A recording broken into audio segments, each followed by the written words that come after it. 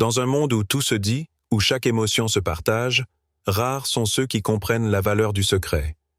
Mais l'islam, lui, enseigne que certaines vérités doivent rester dans le silence du cœur.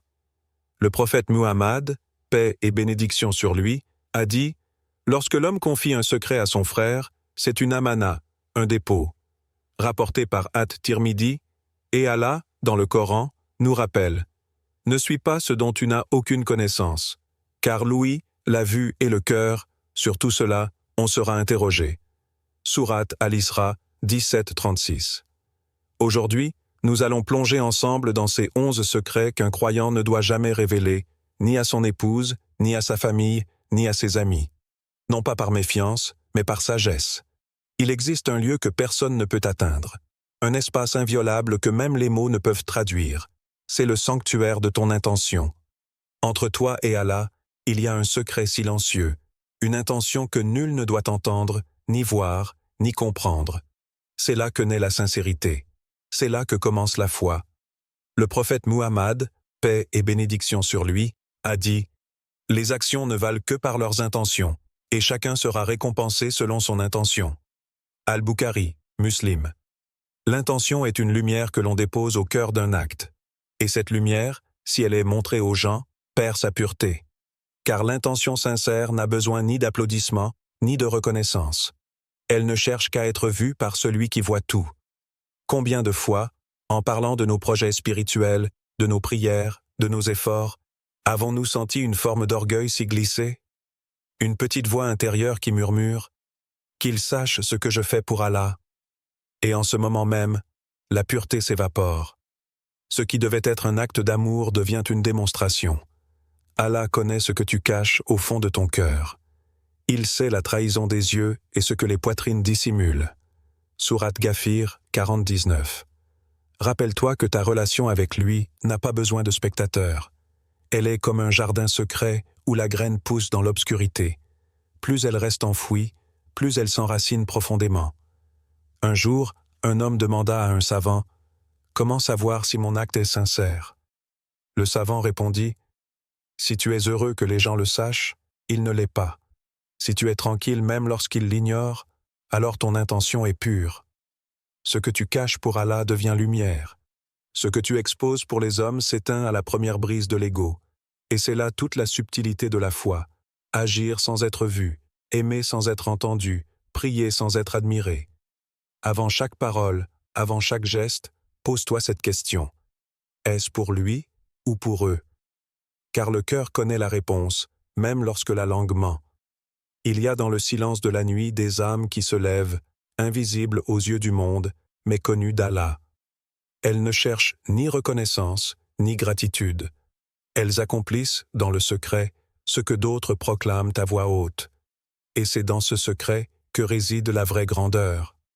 Le Coran dit « Si vous donnez l'aumône ouvertement, c'est bien, mais si vous la cachez et la donnez aux pauvres, c'est encore mieux pour vous. » Sourate Al-Baqarah 271. Une action visible émeut les gens, mais une action cachée touche les cieux. Car Allah aime ceux qui agissent pour lui, non pour être vus. Le monde peut ignorer ton bien, mais Allah le voit. Il le garde, il le multiplie. Il en fait une lumière que seul ton cœur percevra au jour du jugement. Pense-y, combien d'œuvres avons-nous ruinées par un simple mot? Combien de fois avons-nous dit « J'ai aidé telle personne, j'ai donné ceci, j'ai fait cela ?» Et ce mot, qui semblait anodin, a peut-être effacé la pureté de l'acte. Car à partir du moment où tu cherches à être vu, ton intention se partage. Et Allah ne partage pas ce qui lui revient de droit. Ils nourrissent, par amour pour lui, le pauvre, l'orphelin et le prisonnier, en disant « C'est pour le visage d'Allah que nous vous nourrissons. Nous ne voulons de vous ni récompense, ni gratitude. » Sourate Al-Insan 76-8-9. L'histoire de l'homme pieux qui priait la nuit, à l'insu de sa propre épouse, en dit long. Chaque prosternation secrète, chaque larme cachée, était un dialogue entre lui et son Seigneur. Lorsqu'elle découvrit la trace de son front sur le tapis, elle ne vit pas une habitude, mais une preuve d'amour. Une preuve qu'il vivait pour Allah, non pour les regards. Peut-être qu'aujourd'hui, ton acte le plus précieux est celui que personne ne verra jamais. une prière pour un ami, une aumône glissée discrètement, une larme versée dans la solitude. Ce sont ces moments-là que les anges consignent avec soin, ceux qui donneront leur éclat à ton visage lorsque tout le reste s'éteindra. Rappelle-toi, ce que tu fais dans le secret est ce que tu es vraiment. Les bonnes actions visibles impressionnent les hommes, mais les bonnes actions cachées attendrissent le cœur d'Allah. Il y a des blessures que seul Allah doit connaître, des fautes que le temps ne doit pas répéter, des ombres du passé qu'il faut ensevelir sous le voile du repentir. Le prophète Muhammad, paix et bénédiction sur lui, a dit « Tous les membres de ma communauté seront pardonnés sauf ceux qui étalent leurs péchés. » Al-Bukhari, Muslim. Ces mots sont une clé. Ils rappellent que le repentir n'a de sens que lorsqu'il reste entre le serviteur et son Seigneur. Car celui qui se repent sincèrement a été honoré. Allah lui a couvert sa faute. Mais celui qui en parle sans nécessité déchire de ses propres mains le voile qu'Allah avait posé sur lui. Il existe des gens qui racontent leurs erreurs comme on raconte une histoire, pour impressionner ou justifier leur changement. Ils oublient qu'en le faisant, ils réouvrent une porte qu'Allah avait refermée avec miséricorde. Ce n'est pas le souvenir du péché qui blesse, mais le fait de le remettre en lumière. Ne désespérez pas de la miséricorde d'Allah, car Allah pardonne tous les péchés. Oui, c'est lui le pardonneur, le très miséricordieux. Sourate Az-Zumar 39-53. Cette parole divine n'est pas une permission de parler, mais une invitation à se taire. Lorsque tu tombes, Allah te regarde avec bienveillance, non pour te juger, mais pour t'élever à travers le repentir. Mais lorsque tu t'en vantes, c'est ton ego qui reprend le trône du cœur, et la honte s'éteint peu à peu. Un jour, un homme dit à un savant, « J'ai commis des fautes terribles. Dois-je les raconter pour montrer mon retour vers Allah ?» Le savant répondit, « Non, car ton retour vers Allah suffit. Si tu as pleuré pour lui, si tu t'es prosterné dans la solitude, c'est lui qui t'a vu, et cela te suffit. Les larmes du repentir sont plus pures que les mots de la confession. Et ce qui a été effacé par la main d'Allah ne doit jamais être ravivé par la langue de l'homme. Alors, avant de vouloir raconter ton passé, demande-toi, pourquoi chercher la compassion des hommes quand Allah t'a déjà pardonné dans le secret de la nuit? Le pardon d'Allah est un manteau de lumière. Ne le soulève pas pour montrer les cicatrices. La maison est un sanctuaire, un lieu où les âmes se reposent, où les cœurs s'unissent, où les erreurs se réparent dans la tendresse et non dans le jugement. Mais lorsque les tensions du foyer franchissent ces murs, elles se transforment. Elles deviennent des récits déformés, des opinions malveillantes, des murmures qui blessent plus que les disputes elles-mêmes. Les conflits familiaux ne sont pas une honte à dissimuler, mais une épreuve à vivre avec pudeur. L'islam enseigne que le foyer est une amana, une responsabilité confiée par Allah. Ce qui s'y déroule ne doit pas être livré à ceux qui ne portent pas cette responsabilité. Les croyants et les croyantes sont alliés les uns des autres. Ils ordonnent le convenable et interdisent le blâmable. Sourate At-Tawbah 9-71. Ce verset rappelle une vérité subtile. Le véritable allié est celui qui te corrige avec bienveillance, pas celui qui te juge avec curiosité. Pourtant, combien se tournent vers les mauvaises oreilles pour apaiser leur colère? Combien, dans un moment de douleur, livrent l'intimité de leur foyer à des gens qui ne cherchent qu'à écouter, non à comprendre? Chaque mot prononcé contre ton époux, ton épouse ou ta famille devient un fardeau, car tu livres à autrui ce qu'Allah t'avait confié de plus intime. Le prophète, paix et bénédiction sur lui, a dit « Parmi les pires des gens auprès d'Allah le jour du jugement, celui qui révèle les secrets de son épouse. » Muslim. Ce hadith va bien au-delà du couple. Il parle du respect du foyer, du silence qui préserve, de la dignité qui protège. Car les blessures familiales se réparent dans le dialogue, pas dans la rumeur. Et la paix commence souvent non pas dans les mots que l'on prononce, mais dans ceux que l'on retient. Imagine une maison où chaque désaccord devient public. Que reste-t-il de la confiance?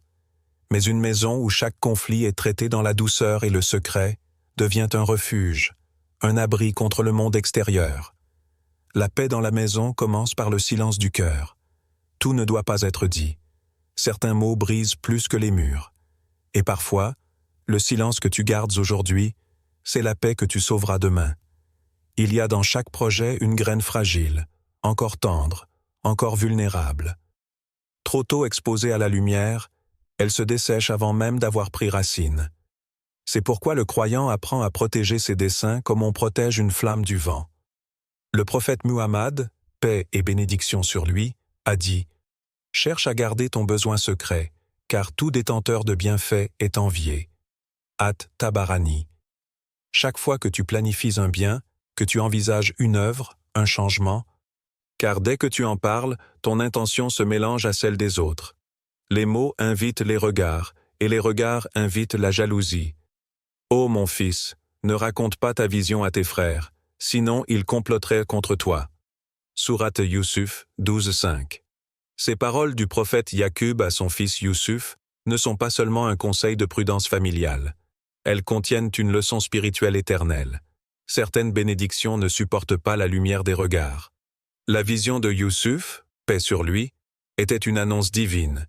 Mais si elle avait été révélée au mauvais moment, elle aurait provoqué la destruction avant la destinée. La sagesse d'Allah se déploie souvent dans le silence. Il veut que tu avances sans bruit, que tu plantes avant de parler, que tu bâtisses avant d'annoncer. Le monde, lui, glorifie la visibilité, mais l'islam, lui, glorifie la discrétion. Combien d'hommes ont perdu leur projet parce qu'ils ont cherché les félicitations avant même d'avoir accompli? Combien ont éveillé la jalousie de ceux qui ne comprenaient pas leurs intentions? L'envie n'a pas besoin de haine pour nuire. Parfois, un simple regard suffit à briser une porte que tu n'avais pas encore fermée. Et Allah a dit « Et du mal de l'envieux quand il envie ».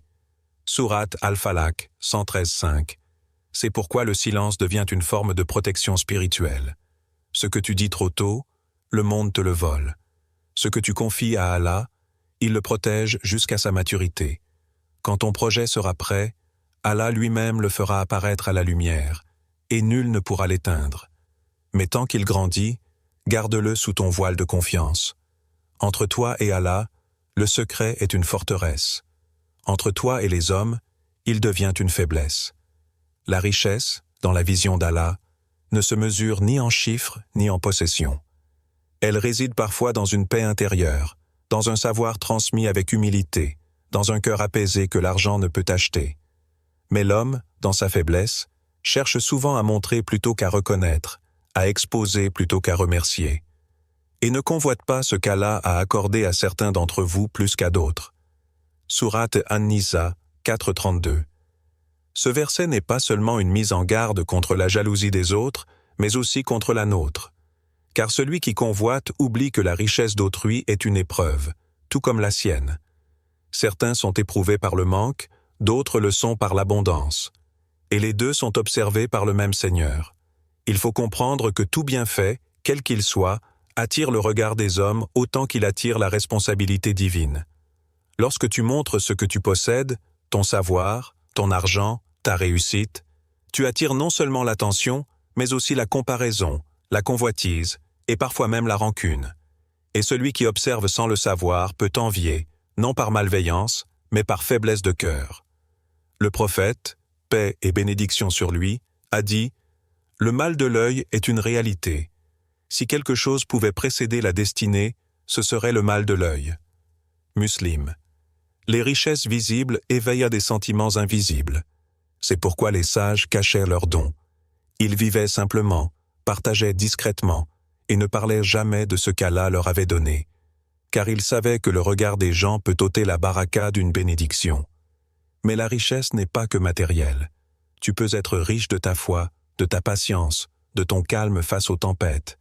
Et celle-là, c'est la plus grande des fortunes.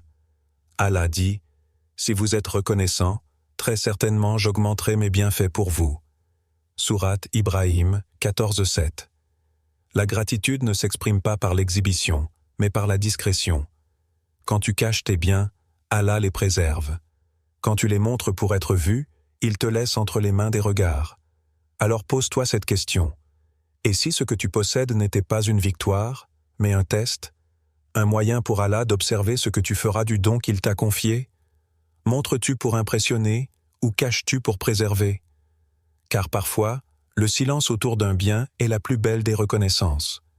Quand une personne te confie un secret, elle ne te donne pas simplement une information. Elle te remet une part d'elle-même. Ce n'est pas un mot que tu reçois, mais une confiance.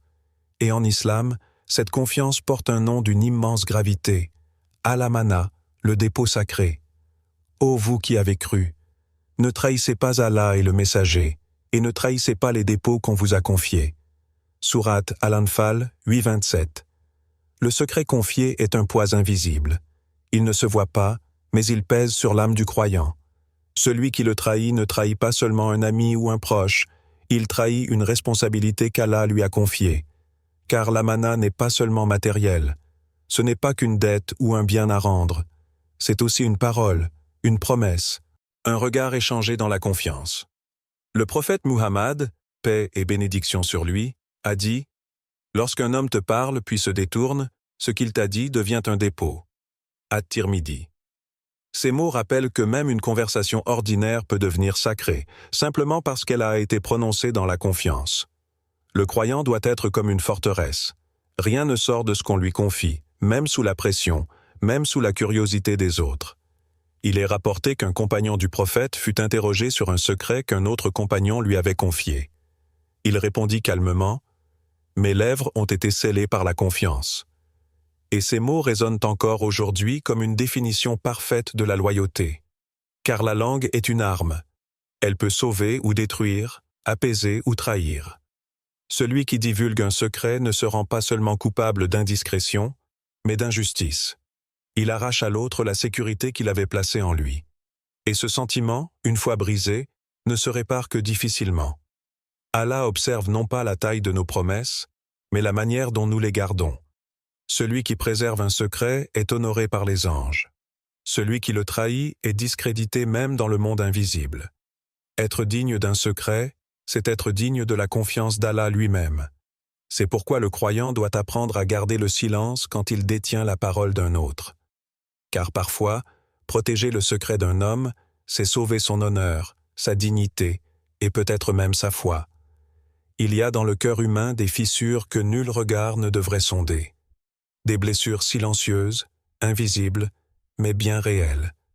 Et pourtant, l'homme cherche souvent à les exposer, à les expliquer, à les faire comprendre à ceux qui ne peuvent ni les guérir, ni les porter.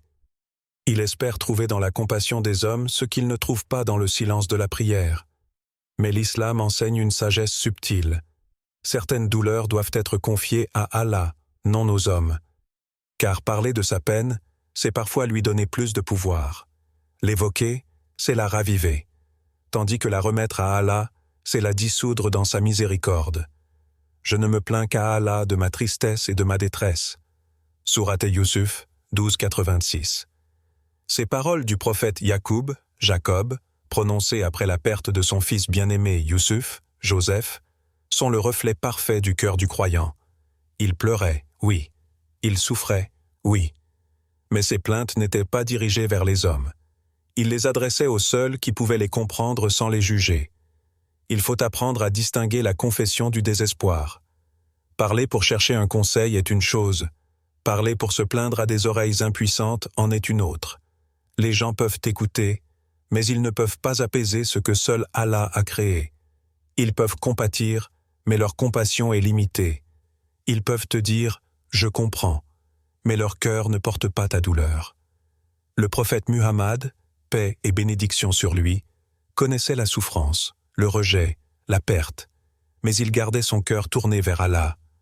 Il disait, lors des moments d'épreuve, « Ô vivant, ô permanent, par ta miséricorde je cherche secours. » An-Nasai. La vulnérabilité n'est pas une faiblesse, c'est un rappel. Un appel d'Allah pour te ramener à lui, te montrer que tu n'as jamais été maître de ton cœur. Et celui qui apprend à verser ses larmes devant Allah n'a plus besoin de les verser devant les hommes. Quand tu souffres, fais de ta douleur une prière.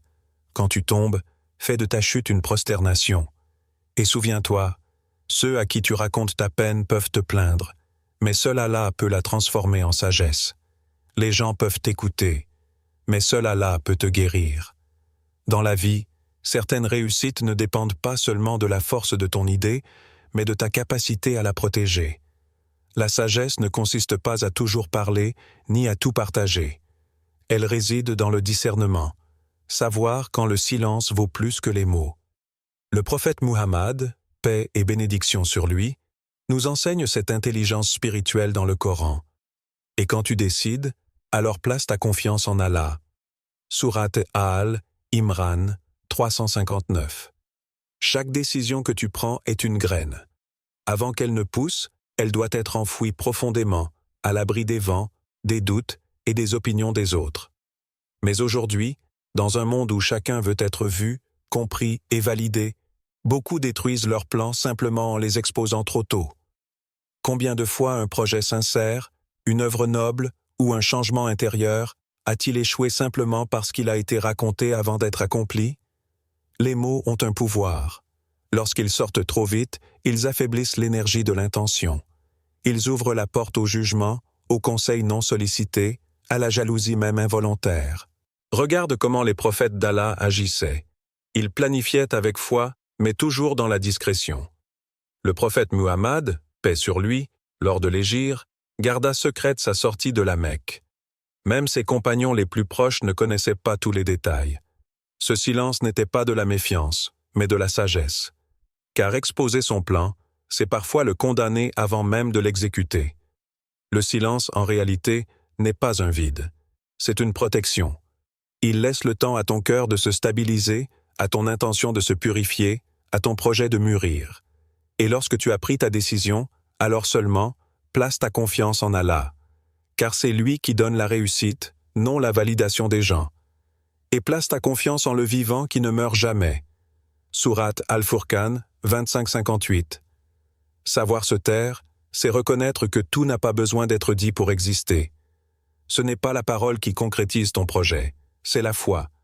Et parfois, les plans les plus bénis sont ceux qui ont été portés dans le secret, protégés du bruit du monde. Alors avant de parler, demande-toi, ce que je dis maintenant construit-il mon œuvre ou l'affaiblit-il? Car le silence du sage est souvent plus stratégique que le discours du passionné. Le lien du mariage est une alliance scellée non seulement par des mots, mais par des silences. C'est un pacte entre deux âmes, un espace où la pudeur devient le langage le plus profond. Ce que tu partages avec ton épouse ou ton époux appartient à l'intimité la plus sacrée, une confiance que même le temps n'a pas le droit de trahir. Le prophète Muhammad, paix et bénédiction sur lui, a mis en garde avec gravité. Parmi les pires des gens auprès d'Allah le jour du jugement, celui qui révèle les secrets de son épouse. Muslim. Ces paroles ne concernent pas seulement les confidences physiques ou émotionnelles. Elles englobent tout ce qui se vit dans le secret du foyer. Les fragilités, les disputes, les moments de faiblesse, les gestes d'affection. Exposer cela au monde, c'est déchirer le voile qu'Allah a lui-même placé sur la relation conjugale. L'amour se nourrit de confiance, mais meurt d'exposition. Quand un époux parle des défauts de sa femme, ou une épouse se plaint des failles de son mari devant d'autres, c'est une fissure invisible qui se crée dans leur union.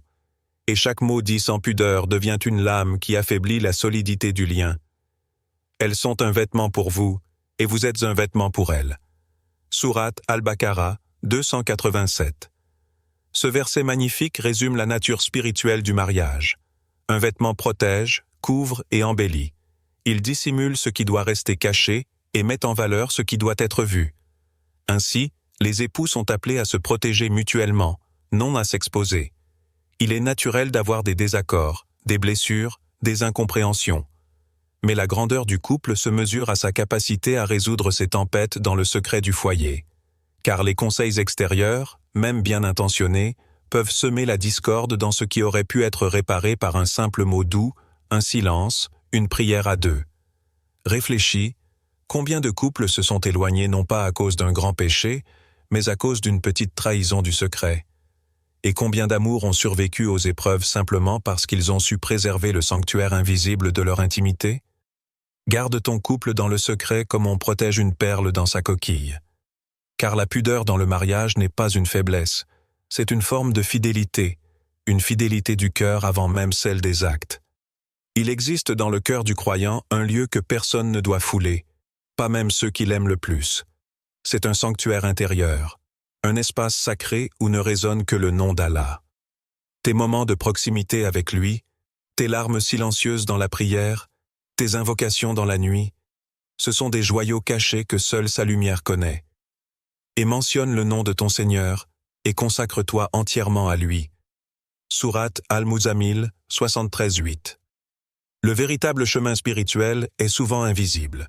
Ce n'est pas celui qu'on montre sur les lèvres, mais celui qui brûle dans le secret du cœur.